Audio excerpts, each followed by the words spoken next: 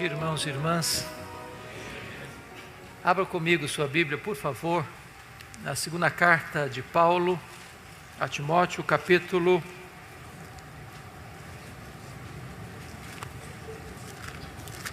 de número 4, versículo 2. 2 Timóteo, capítulo 4, versículo 2.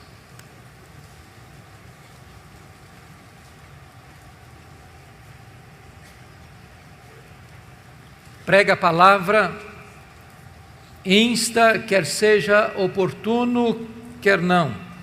Corrige, repreende, exorta com toda a longanimidade e doutrina. Nós vamos falar nesta manhã sobre pregação expositiva. E eu gostaria de dizer para você que é pastor, sobretudo, e eu gostaria de pedir quantos pastores nós temos aqui. Levante uma mão, por gentileza, só para nós termos uma noção. Louvado seja Deus. Isso, eu gostaria de ver a luz acesa para eu perceber melhor. Amém, graças a Deus. Obrigado. Quantos presbíteros nós temos presentes?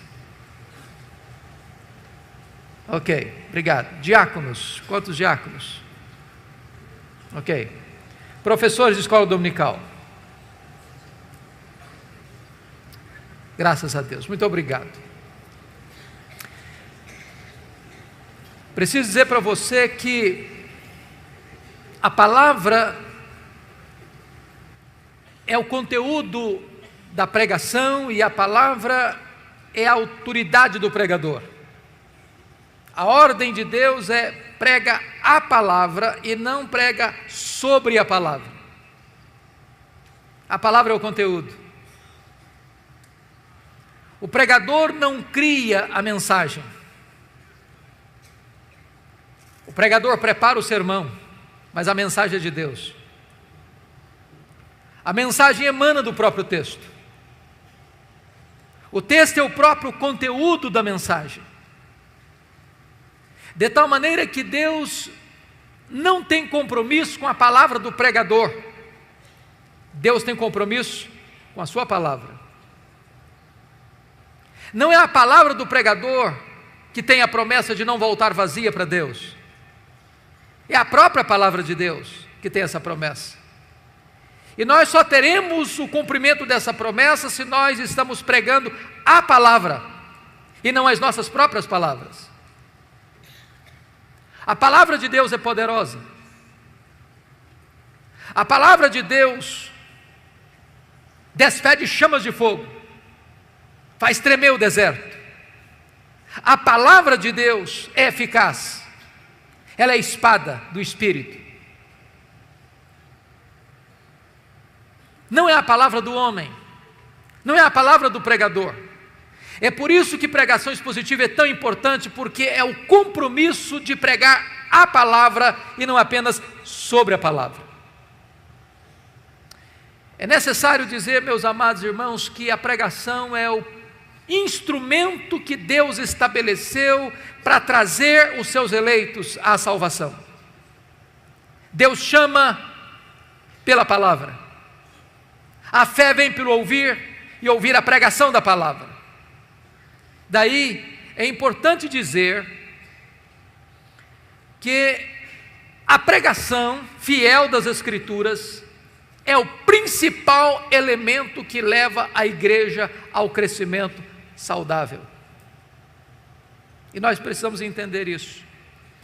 No que concerne ao crescimento da igreja, eu acho que todo pastor, todo pregador, todo professor de escola dominical, todo crente fiel aspira o crescimento da igreja.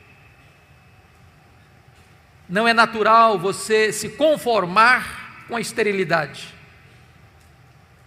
É por isso que a pergunta certa não é o que é que eu devo fazer para a igreja crescer, mas a pergunta deveria ser: o que está impedindo a igreja de crescer? Quando a igreja prega com fidelidade, no poder do Espírito Santo de Deus, a igreja cresce. Mas no que concerne ao crescimento da igreja, nós temos que ter dois cuidados,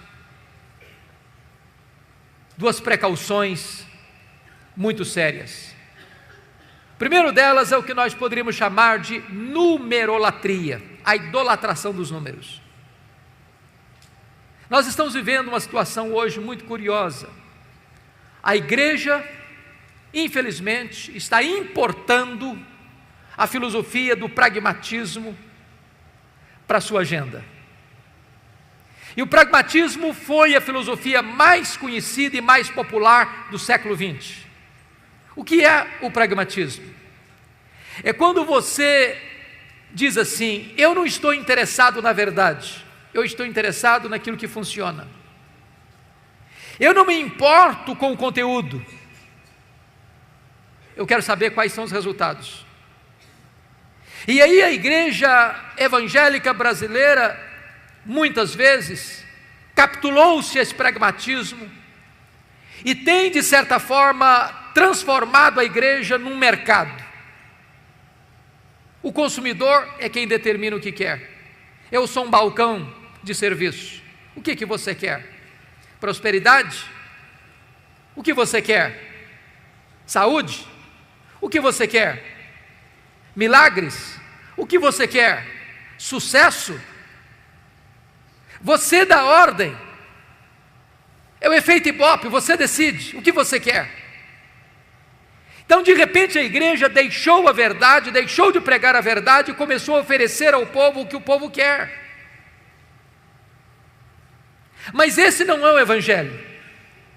Mas esse não é o compromisso da Escritura.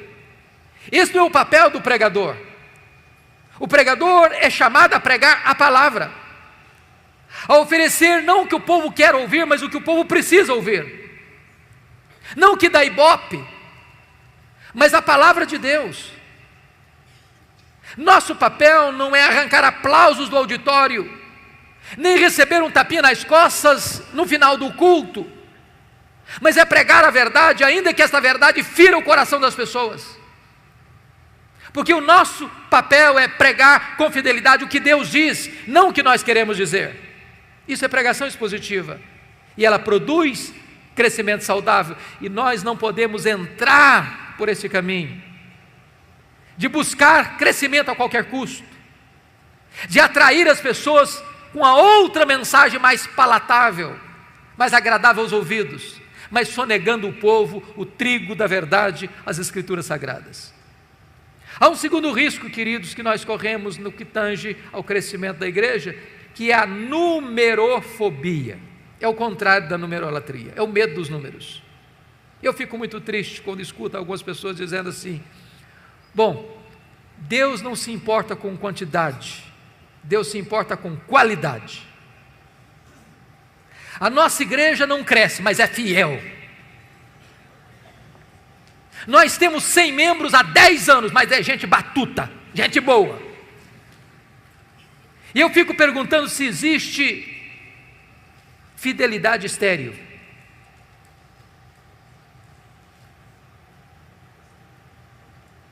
Muitas vezes nós tentamos justificar com a nossa teologia a nossa omissão, o nosso fracasso, a nossa falta de poder espiritual, nossa falta de compromisso com a verdade. Quando eu olho para a igreja primitiva, eu percebo que aquela igreja estava comprometida com a qualidade de vida. E o resultado disso é que Deus acrescentava todos os dias os que iam sendo salvos. Quando a igreja tem qualidade, Deus dá a ela quantidade. Eu olho, por exemplo, aquela igreja sendo atacada de diversas formas. E pelo menos 3 formas o diabo usou para tentar impedir o avanço da igreja. Primeiro, capítulo 4 de Atos, a perseguição de fora para dentro. Como é que a igreja responde? Com oração e com pregação. Muda-se a tática no capítulo 5, agora não é mais a perseguição, o ataque de fora para dentro, agora é a infiltração. Satanás bota dentro da igreja um casal hipócrita. Como é que a igreja responde? Com discernimento, com oração e com pregação. Agora se muda a tática outra vez no capítulo 6. Agora não é mais a perseguição, não é mais a infiltração, não é mais o ataque de fora para dentro, nem de dentro para fora. Agora é a distração. Os apóstolos estão ocupados demais servindo as mesas. Não que servir as mesas fosse um trabalho indigno, mas estava tirando o foco dos apóstolos da prioridade. E eles param e dizem assim no capítulo 6, versículo 4: quanto a nós, nos consagraremos à oração e ao ministério da palavra. E se você perceber, oração e o ministério da palavra são os dois grandes elementos que levam a igreja a um crescimento saudável. Nós estamos hoje com as leis do marketing, muitas vezes tentando produzir o crescimento da igreja através de técnicas de crescimento de igreja, usando métodos modernos, buscando recursos da tecnologia humana, ou da metodologia humana. Mas se nós queremos encontrar uma resposta para o crescimento saudável da igreja, nós não teremos que ir para as técnicas do pragmatismo moderno, nós temos que voltar ao livro de Atos. É lá que tem a receita, e a receita para o crescimento saudável da igreja é oração e palavra. Esse assunto é um assunto tão relevante, queridos, que no ano de 1930, um missionário chamado Donald McBrevin, um americano que estava trabalhando na missão na Índia, foi inquietado por uma pergunta: por que algumas igrejas crescem e outras não? E para responder essa pergunta, ele deixou o seu trabalho administrativo e percorreu vários países e continentes, fazendo essa mesma pergunta, examinando tantas igrejas. Por que algumas igrejas crescem e outras não? Esse homem visionário chegou ao ponto de criar um instituto de crescimento de igreja em Oregon, nos Estados Unidos. E ele é tão apaixonado pelo tema que ele começou o instituto com apenas um aluno. E esse aluno nem americano era um boliviano. Mais tarde, 1965, o seminário de Fuller, na Califórnia, convidou-o para vir e abriu ali o que nós chamamos de um Instituto de Crescimento de Igreja. E Donald McBrevin foi um homem tão importante na sua época que ele foi considerado o mais importante missiólogo do século XX. Até porque a igreja naquele tempo estava enfrentando dois graves problemas: liberalismo de um lado e o seu filho legítimo, que é ecumenismo. A igreja estava sendo devastada por essas duas frentes. Porém, com o tempo, o movimento de crescimento de igreja perdeu o seu rumo. Veio Peter Wagner, outros mais, e de repente começa a se buscar o crescimento da igreja por técnicas pragmáticas, a ponto de David Ebb fazer uma pesquisa em mais de 100 teses e dissertações do movimento de crescimento de igreja, do seminário de Fuller, e encontrar pouquíssima ênfase na oração e na pregação como elementos que devam levar a igreja a um crescimento saudável. E aqui, meus amados irmãos, nós precisamos entender que se a igreja evangélica brasileira quer de fato entender o que é crescimento da igreja, nós temos que entender que o crescimento da igreja passa pela oração e pela pregação fiel das Escrituras. Tom Rainer fez uma das mais exaustivas pesquisas sobre crescimento de igreja nos Estados Unidos, com 576 igrejas batistas da Convenção do Sul, talvez a mais detalhada e exaustiva pesquisa sobre o assunto, e ele chegou a uma conclusão magnífica: que de igrejas entre 100 membros a 10 mil membros, na pesquisa, o que foi identificado é que o que levou essas igrejas a um crescimento saudável foi pregação e oração. O IBGE aponta um crescimento expressivo da igreja evangélica brasileira. Já somos cerca de mais de 50 milhões de evangélicos em nosso país. Somos 30% da população dessa nação. Esse fenômeno é admirado no mundo inteiro. Quando a igreja evangélica recua na Europa e na América do Norte, a igreja evangélica avança no Brasil. A pergunta é: que igreja? Que evangelho? E eu tenho minhas dúvidas se de fato é o evangelho de Jesus que está crescendo, se é a igreja evangélica que está explodindo no Brasil. Porque o que nós estamos assistindo muitas vezes é um outro evangelho, um evangelho híbrido, um evangelho sincrético, um evangelho eivado de misticismo, paganismo, e não é este o evangelho da graça do Senhor Jesus. Temos que voltar ao evangelho e pregar a palavra. No meu entendimento, queridos, a pregação da palavra é tão importante porque ela vai corrigir, no meu entendimento, 4 dos grandes problemas que a igreja está enfrentando hoje. Primeiro, problema do liberalismo. O liberalismo é fruto do iluminismo, do racionalismo. Ele chega com a seguinte colocação: eu só posso aceitar como verdade o que a minha mente entende. Preste atenção nisso. A fé cristã é racional, mas ela é mais do que racional, ela é supra-racional. Por exemplo, eu não consigo entender com a minha razão como Deus, sendo um só, subsiste em 3 pessoas distintas. De tal forma que o Pai não é o Filho não é o Pai não é o Espírito Santo não é o Filho nem o Pai. São 3 pessoas distintas, mas um só Deus. Nós não somos politeístas. Eu não posso entender com a minha razão como é que o Deus que transcende, é transcendente, é maior que tudo que Ele criou, pode se fazer carne, entrar no ventre de uma mulher e nascer numa manjedoura. Eu não posso explicar racionalmente os milagres. Então, quando a minha mente não consegue ir além, eu creio. Porém, o racionalismo diz: não, eu não posso aceitar. E o que aconteceu? O liberalismo, onde entrou, matou as igrejas. Olha a Europa hoje, conhecido como um continente pós-cristão. Olha algumas igrejas na América do Norte, no Canadá hoje, nos Estados Unidos, Canadá hoje, chamadas Dead Church, igrejas mortas. Eu visitei recentemente uma igreja em Toronto, igreja John Calvin, templo belíssimo, um jardim grinaldado de flores no pátio, uma placa de bronze muito bonita com o nome do pastor, doutor fulano reverendo das quantas. E quando eu cheguei para perguntar quantos membros tem esta igreja, me responderam: tem 15 membros. Tem um culto a cada 3 meses. Porque onde o liberalismo chega, ele mata. Ele é um veneno mortífero, ele é um câncer. O que é dramático e triste, que muitos seminários históricos das nossas igrejas no Brasil estão ainda flertando com o liberalismo. Estão ainda encantados com este veneno mortífero.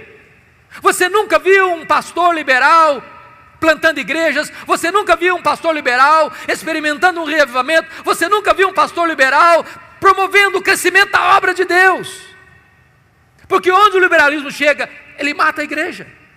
E preste atenção nisso, o liberalismo não começa na igreja, começa nos seminários. Da cátedra ele vem para o púlpito, e do púlpito ele mata as igrejas. A única maneira de enfrentar o liberalismo é pregando a palavra. Um liberal chega para você dizendo o seguinte: bom, eu creio na Bíblia, mas eu não creio em tudo que está lá. Um liberal vai chegar, por exemplo, e dizer: eu não creio em Gênesis 1 e 2, não creio na literalidade de Gênesis 3. E muita gente hoje está tentando fazer um concubinato entre cristianismo e darwinismo, achando que isso é o suprassumo. Eu fiquei muito decepcionado. Há poucos dias eu fui comprar um comentário de Gênesis, de um pastor muito conhecido aqui no Brasil, com muitos livros publicados aqui no Brasil. E quando eu vi o comentário em 3 volumes, eu fiquei encantado. É esse que eu preciso. E eu fiquei chocado que aquele famoso escritor americano dedicou 400 páginas praticamente para expor Gênesis 1, 2 e 3 dentro desta linha liberal, tentando conjugar cristianismo com darwinismo. E notem vocês, é impossível negar a literalidade, a historicidade de Gênesis 1, 2 e 3, sem negar toda a Escritura. Porque a criação não está registrada apenas em Gênesis 1, 2 e 3, em todos os livros da lei, em todos os livros históricos, em todos os livros poéticos, em todos os livros proféticos, nos evangelhos, no livro de Atos, nas epístolas e no livro de Apocalipse. Nós teríamos que desconstruir toda a verdade de Deus para abraçarmos o liberalismo. É por isso que um liberal jamais será um pregador expositivo, porque não tem compromisso com a veracidade, com a inerrância, com a infalibilidade das Escrituras. Segundo lugar, a pregação expositiva corrige o problema grave que assola a igreja brasileira, que é o sincretismo religioso. De onde viemos? Qual é o nosso pano de fundo? Pagelança indígena, catolicismo português, espiritismo kardecista da França, cultos afros brasileiros. Agora nota o que está acontecendo hoje. Muitas igrejas hoje não fazem mais uma peregrinação a Juazeiro do Norte, nem a Aparecida do Norte, mas usam a rosa ungida, um copo d'água em cima do rádio,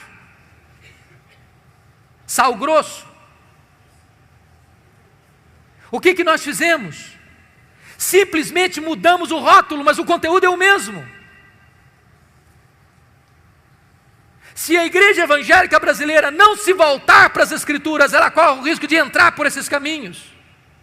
E aí nós fazemos 7 sextas-feiras especiais, não pode ser 5 nem 6, tem que ser 7. E aí nós botamos uma placa na porta, uma faixa, terça-feira dos milagres, e se Deus não fizer, está encrencado, porque nós já agendamos para fazer. E nós criamos técnicas e mecanismos para atrair as pessoas, mas sonegando a elas a verdade de Deus. O papel do pregador é pregar a palavra. Meus amados irmãos, se nós não crermos na suficiência da Escritura, nós vamos ter que ser muito criativos. Sabe por quê? Porque se você criar novidades, isso passa, isso é igual chiclete. Você começa depois a mastigar borracha, aí você tem que criar outra, e outra, e outra, e outra, e outra. Prega a palavra. Essa palavra é viva, essa palavra é atual, essa palavra é poderosa, essa palavra é suficiente. Prega a palavra, é a ordem de Deus. Mas há um terceiro aspecto que eu acho que a pregação expositiva corrige, queridos, que é o problema da ortodoxia morta. E eu estou me dirigindo talvez a um grupo grande de crentes históricos nesse país. E talvez esse seja o nosso maior problema. Talvez a maioria de nós aqui não pregue heresia. Talvez a maioria de nós aqui não aceite qualquer novidade no mercado da fé. Mas também falta-nos poder. Falta-nos unção do Espírito. Falta-nos virtude de Deus. Dr. J.I. Packer disse que não tem nada mais solene do que um defunto dentro de um caixão. É soleníssimo, mas está morto. Ortodoxia morta mata.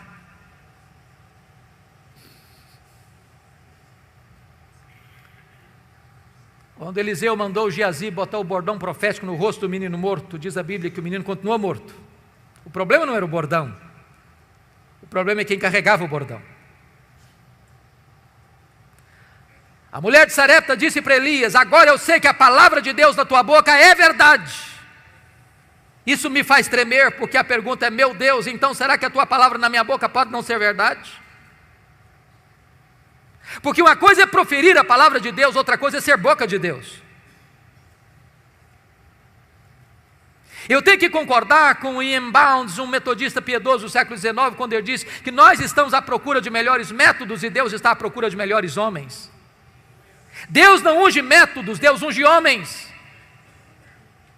Homens mortos tiram de si sermões mortos, e sermões mortos matam. Nós dependemos do Espírito Santo, queridos. Essa palavra tem que ser pregada com fidelidade, mas na virtude, no poder do Espírito Santo de Deus.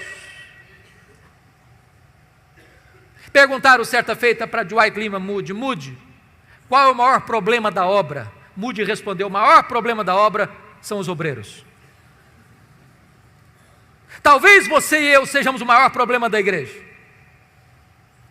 Se o púlpito pegar fogo, os bancos também pegarão. Se o pastor for um graveto seco a pegar fogo, lenha verde vai começar a arder. Não basta apenas pregar, é preciso pregar como Paulo disse, no poder do Espírito, em profunda convicção. Mas eu penso, amados irmãos, que a pregação expositiva vai corrigir um outro aspecto sério hoje, que é a superficialidade. Muitos pregadores estão dando uma sopa rala para o povo. E eu vou lhe dizer uma coisa: a ovelha faminta é a ovelha susceptível aos lobos.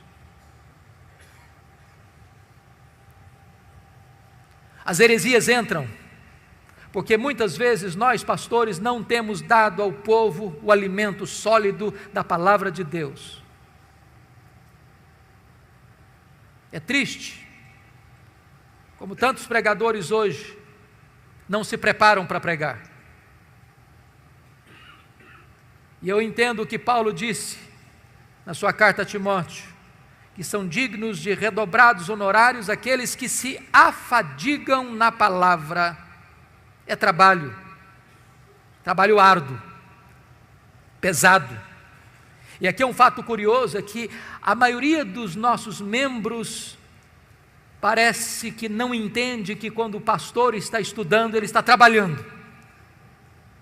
Talvez a ideia popular é que o bom pastor é aquele que toma 10 cafezinhos todo dia na casa de muita gente. E chega no domingo e prega qualquer coisa.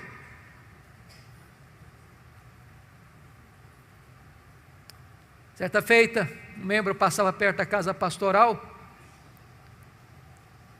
e viu o pastor estudando e perguntou: está descansando, pastor?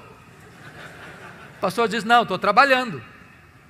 Na volta o mesmo passou, o pastor estava lá no quintal, carpindo, capinando. Aí a pessoa: está trabalhando, pastor? Não, agora estou descansando.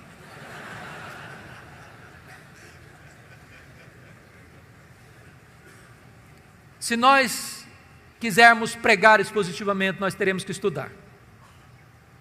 Por isso, eu gostaria de dizer para você que nós poderíamos sintetizar a pregação expositiva em 3 verbos, e se você guardar esses 3 verbos, eu fico muito feliz. Acho que você entendeu a mensagem que eu quero passar nessa manhã. Pregação expositiva pode ser resumida em 3 verbos. Primeiro, ler o texto. Ler. Você já viu um pregador subir ao púlpito e ele atropela o texto que vai pregar? Ele lê o texto atabalhoadamente. Quando você vê tal coisa, o que é que você pensa? Ele não se preparou. Ele não conhece nem o texto. Ele não gastou tempo. Talvez ele está dizendo o seguinte: o que importa aqui não é o texto que eu estou lendo, é o que eu vou falar depois. Deixa eu dizer uma coisa para você: a parte mais importante de um sermão é o texto, porque só vai ser sermão se ele expor o texto que ele leu. Então é uma recomendação: leia o texto 1 vez, 5 vezes, 10 vezes, 20 vezes, leia, deixe que esse texto entre em você, se possível decore o texto. Leia com entusiasmo, leia com vibração, porque quando a pessoa vê você ler o texto e diz: esse homem tem alguma coisa para nos dizer. Segunda coisa, segundo verbo, explicar o texto. Calvino dizia que pregação é explicação da Escritura. A não ser que você explique o texto, você não pregou. Você conhece aquele tipo de pregador que lê o texto, vai embora do texto e nunca mais volta para o texto? Ele viaja, faz viagens internacionais e espaciais. E você pergunta, meu Deus, mas por que ele leu esse texto?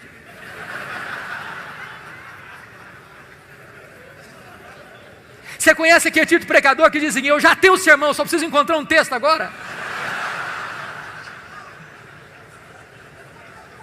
O sermão emana do texto. O sermão é a explicação do texto. E por isso nós temos uma palavra técnica que os pastores conhecem, que é exegese. Exegese vem de um prefixo ex, que significa tirar do texto o que está no texto. Cave o texto, descubra o texto, veja o que está lá. E às vezes nós não encontramos essas pepitas de ouro na superfície, é preciso cavar.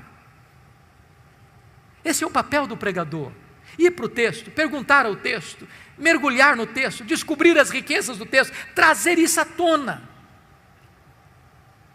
Sabe, irmãos, quando uma igreja se acostuma com pregação expositiva, ela não quer mastigar palha mais. Depois que ela descobre a riqueza da Escritura, ela não tolera mais escutar sermão que não seja focado na Escritura, que exponha a Escritura. O contrário de exegese é exegese. Exegese tem o prefixo ex, significa colocar lá, o que não está lá. Tem muito pregador que vai para o púlpito com as suas ideias, e ele tenta impor ao texto o que ele pensa, o que ele acha. Ele já tem uma ideia preconcebida, mas isso não é pregação. Pregação é quando você vai para a Escritura e deixa que a Escritura fale, você é apenas o canal, você é apenas o instrumento. O terceiro verbo, importante pregação expositiva, primeiro é ler o texto, segundo é explicar o texto, terceiro é aplicar o texto. Dr. John Stott escreveu um livro importantíssimo, que penso ainda não está em português, Entre Dois Mundos, e ele disse que pregação é a união desses dois mundos, o texto antigo com o ouvinte contemporâneo. Se você não conectar o texto ao ouvinte, você não pregou. Pregação não é um discurso diante do auditório. Pregação é uma palavra ao auditório. A pessoa precisa entender, é com você que eu estou falando. É como aquele pregador que foi pregar em João 10 e falou sobre a ovelha, falou sobre o pastor, falou sobre os lobos, falou sobre os campos, falou sobre os prados, falou sobre as águas, falou sobre a grama verde, falou sobre a lã da ovelha, falou e terminou o seu sermão depois de 1 hora, há 2000 anos, lá nas pastagens da Palestina. E o auditório perguntou, e daí? E daí? Isso tem a ver comigo?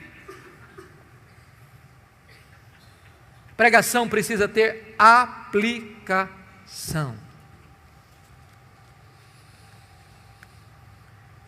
E aqui é importante uma coisa: se você não interpretar corretamente o texto, você pode ser herético na aplicação. Você pode proibir em nome de Deus o que Deus não está proibindo.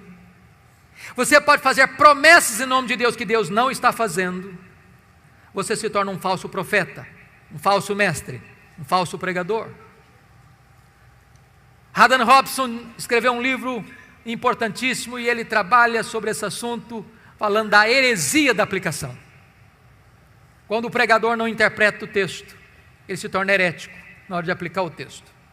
Há pouco tempo eu estava vindo de Governador Valadares, fui pregar lá um dia à noite, retornando para Vitória, já por volta das 3 horas da madrugada, com muito sono, quase chegando em Vitória. Eu disse, meu Deus, eu não aguento o sono. E aí eu liguei o rádio para ver se eu me desparecia um pouco. E um pregador pregava animadamente sobre Sansão, e eu fiquei ligado nele para tentar não ficar desligado do volante. E lá pelas tantas ele disse o seguinte, se você tem que enfrentar os seus leões, como Sansão enfrentou o leão. Eu disse, eu também tenho que enfrentar o meu leão. E ele disse, se você vencer o seu leão e matar o seu leão, você tem a recompensa, você pode chupar o mel da sua caveira. Aí eu pensei, meu Deus, eu não entendi o texto. Porque ele não entendeu o texto, ele aplicou o texto erradamente e cometeu uma heresia grave. Porque o mel da caveira do leão para Sansão não foi recompensa, foi uma quebra de um pacto que ele tinha feito com Deus, de nazereado. Ele não podia tocar em defunto, ele não podia tocar em cadáver.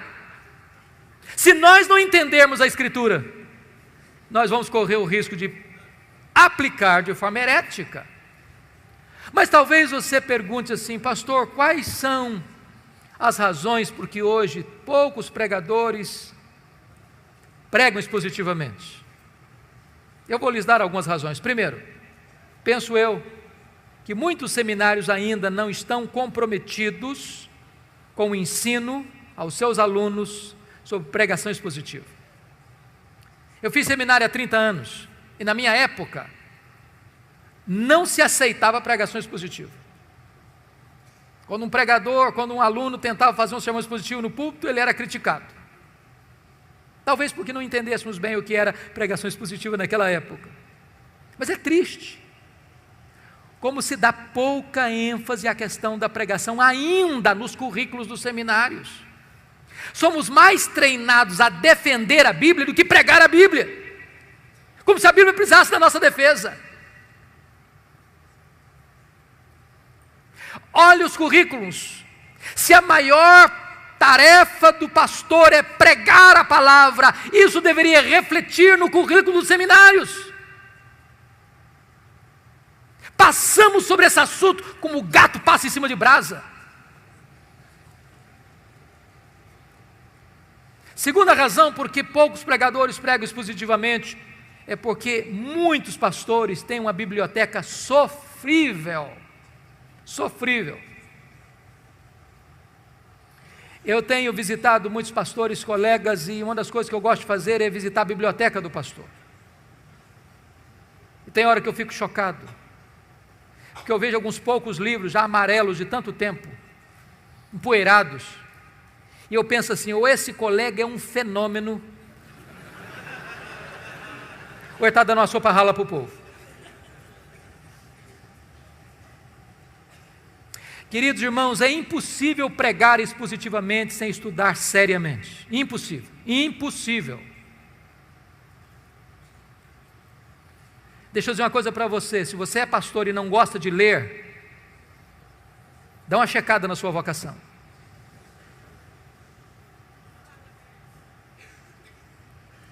Eu estou falando para líderes aqui, que não são pastores, e eu queria dar um conselho, se eu posso. Por que os pastores não pregam, não têm uma boa biblioteca? Por duas razões, pelo menos. Primeiro, porque o salário pastoral, em média, não é aquelas coisas tanto não. Quando um pastor às vezes empata o jogo para comer, eu já é um herói. E aí ele não tem dinheiro para comprar livro. Graças a Deus, porque nessa conferência vocês têm livros com ofertas especiais. Então, o conselho seria esse.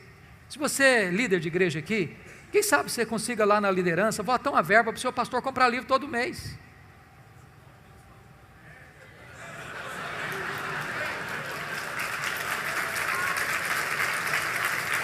O maior investimento que a igreja pode fazer na igreja é investir no pastor da igreja. Agora, se o sermão não melhorar, corta a verba também.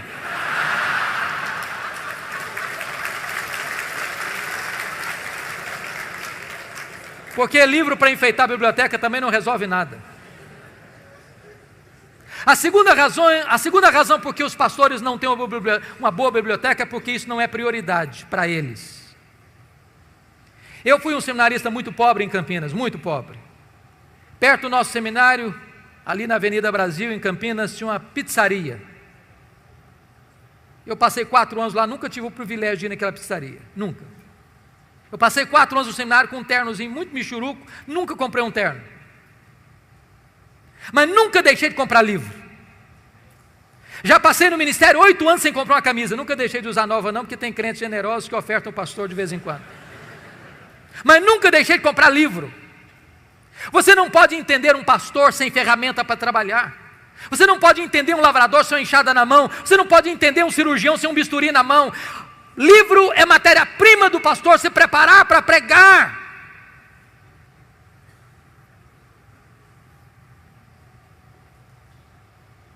Outra razão que eu penso que os pastores não estão pregando expositivamente hoje é porque nós estamos lidando com a terrível tensão entre pregação e liturgia nas igrejas. É triste o que está acontecendo hoje, triste. Em muitas igrejas se canta meia hora, 1h30 e se prega 10 minutos. Eu já tenho tido constrangimento, às vezes, de ser convidado para pregar em alguns encontros e se paga uma passagem cara para ir lá. E você chega lá e se canta meia hora, e se canta 1 hora, se canta 1h30, e alguém chega para você, bate no seu joelho. Dá para pregar 10 minutos? Eu estou vindo agora de uma semana nos Estados Unidos, e sempre quando eu vou pregar, eles têm o cuidado de dizer, olha, aqui é sermão americano, não é sermão brasileiro. Nós não toleramos sermão de 40 minutos aqui. É 15 minutos. E eu tenho que concordar com John MacArthur. Sermonetes criam cristianetes. Eu não posso entender como você pode expor a palavra de Deus com 15 minutos. E é uma falácia você dizer o seguinte, não, hoje com a televisão, com a internet, com isso, com aquilo, o homem moderno não consegue ouvir um sermão de 40 minutos. Consegue sim. Se você se preparar, se você orar, se você se levantar no poder do Espírito Santo de Deus, o povo vai querer mais e mais e mais.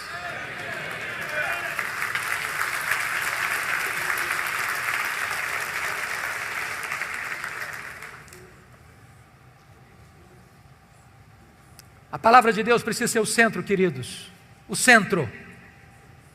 E nós, pastores, somos responsáveis por isso. Nós somos os responsáveis pela liturgia da igreja. Não delegue, não terceirize a liturgia da igreja para que você perca o controle disso.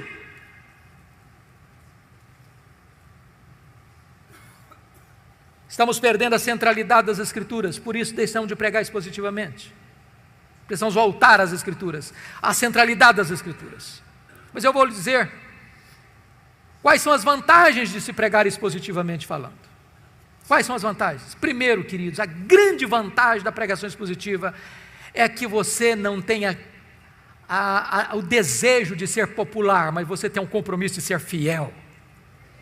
O centro da pregação é esse, assim diz o Senhor. É a palavra de Deus, é a autoridade da palavra de Deus, é voz de Deus. Eu estive há 15 dias lá em Londres pregando e fui visitar Tabernáculo Metropolitano, onde Spurgeon pregou no século XIX.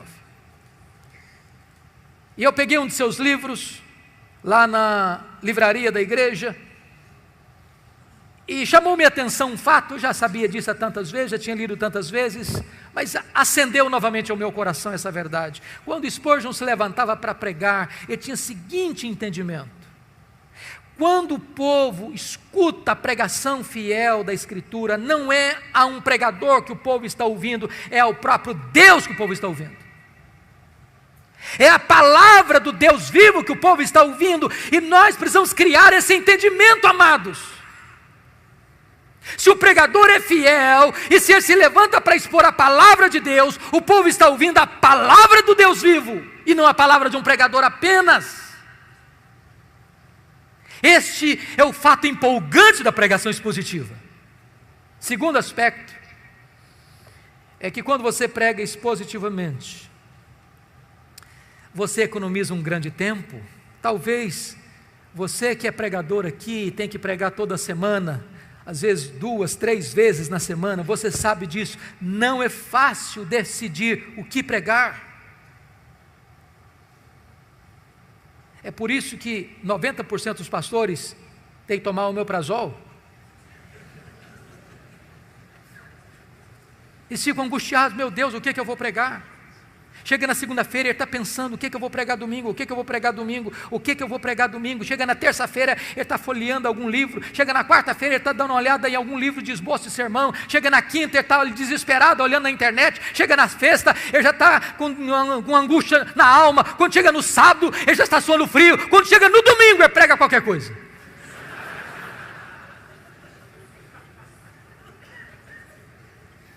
Se você tem um compromisso de pregar expositivamente, você tem um cronograma. Você termina o seu sermão no domingo à noite, já começa a preparar seu próximo sermão.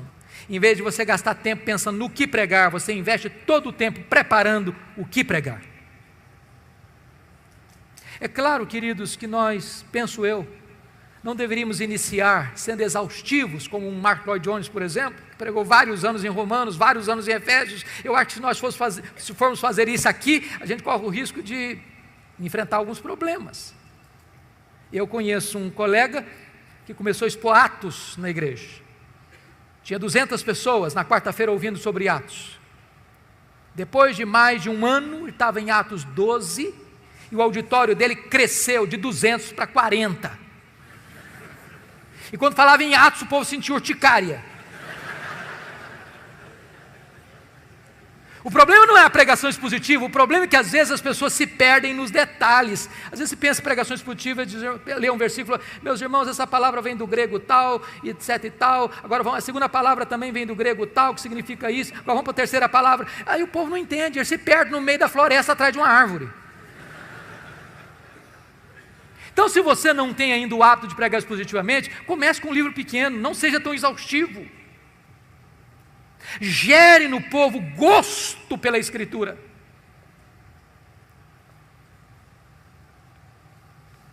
Outra coisa importante, se você está pregando expositivamente, você vai evitar milindres. Se você está numa congregação pequena, por exemplo, imagine isso.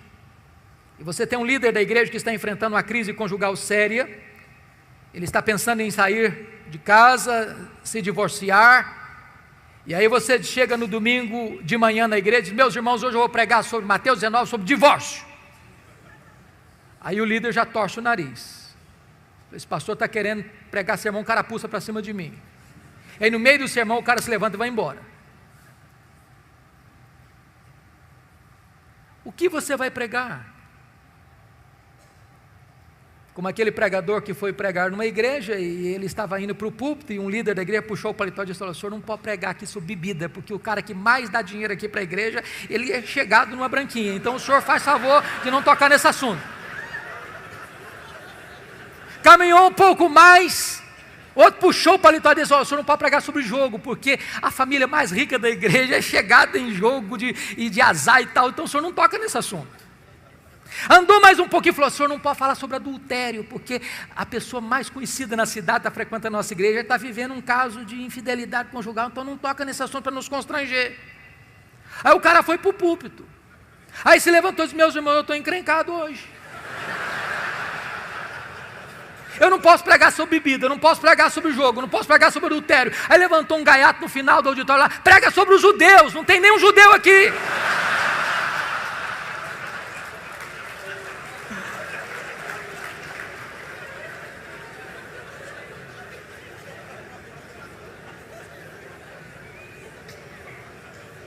Quando você prega expositivamente, não corre esse risco.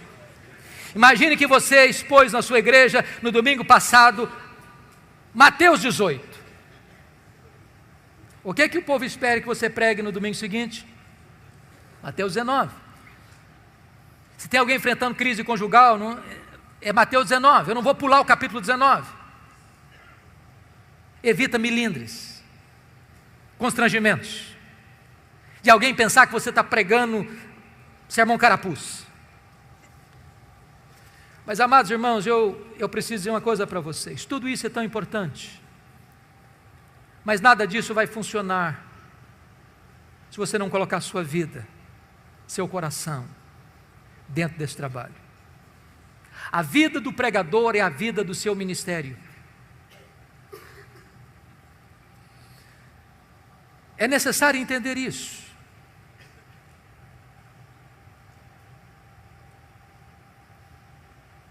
E eu fico preocupado ainda hoje quando a maioria dos nossos seminários cuidam mais da cultura da cabeça do que da cultura do coração. É triste admitir isso, mas é um fato. Muita gente que vai para o seminário com o coração quente, sai de lá com o coração gelado.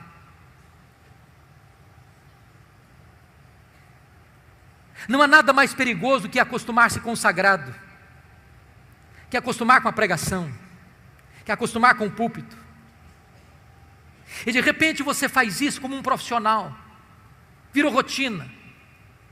Mas isso não mexe mais com a sua vida, isso não queima mais seu coração, isso não arde mais em sua alma.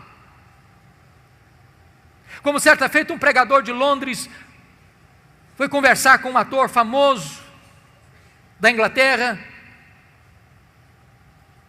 e disse: eu não entendo uma coisa. Perguntou o pastor ao ator londrino: você prega uma fábula e as multidões vêm para ouvir você. Eu prego a verdade e ninguém quer me ouvir. E o ator respondeu para o pregador: é simples, pregador. Eu prego a minha fábula como se fosse verdade, você prega a sua verdade como se fosse uma fábula.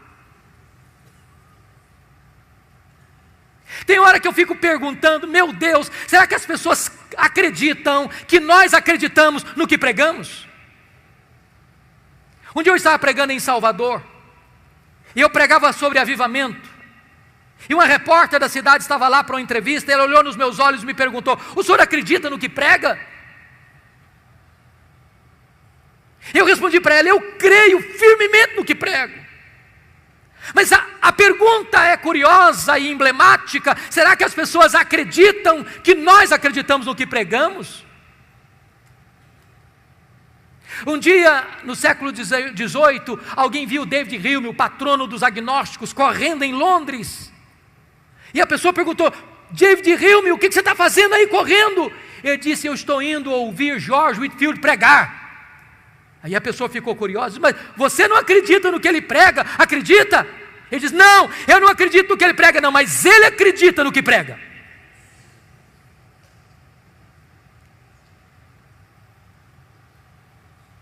Amados irmãos, nós precisamos desesperadamente de um reavivamento no púlpito. Desesperadamente.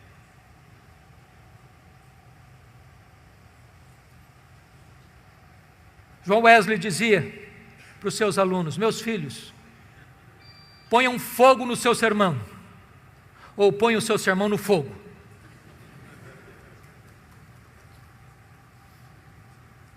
Que Deus nos ajude, para que nós sejamos homens de Deus, mulheres de Deus, gente comprometidos com Deus,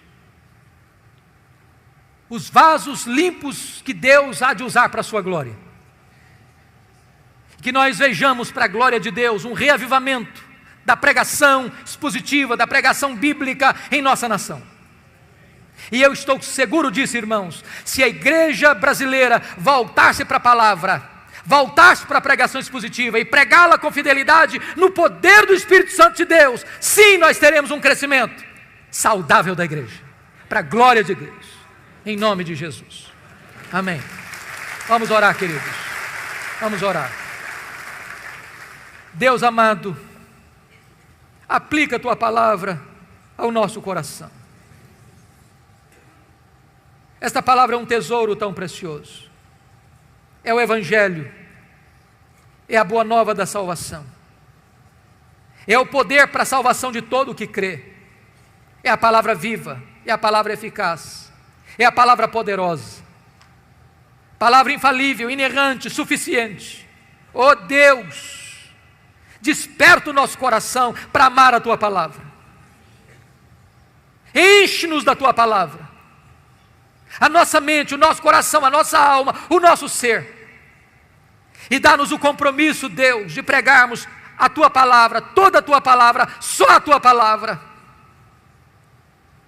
E nós entendemos que quando isto é feito, por mercê e graça, tu operas maravilhas no meio do teu povo. Bendito é o teu nome, em nome de Jesus. Aleluia. Amém.